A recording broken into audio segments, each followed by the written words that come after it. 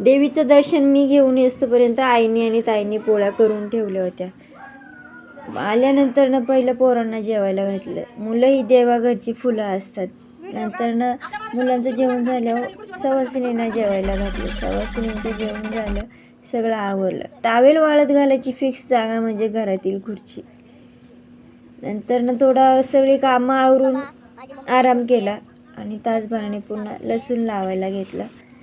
लसूण दिवस मावळायला आला होता, थोडासा लसूण राहिला होता. मग थोड्याशा काकऱ्या ओढल्या, निम्मा लसूण लावून झाला आणि आमचं लसणाचं बियाणं संपलं.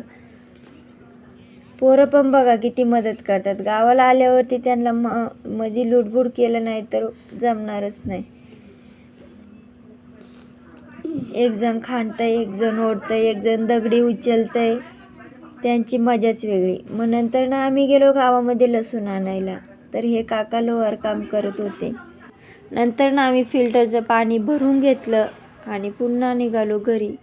तर जाता जाता पोरांना खायला पण घेतलं होतं आणि जेवण करून आम्ही झोपलो. तर कसा वाटला आजचा व्हिडिओ नक्की सांगा. आवडला तर लाईक, शेअर, सबस्क्राईब करायला विसरू नका.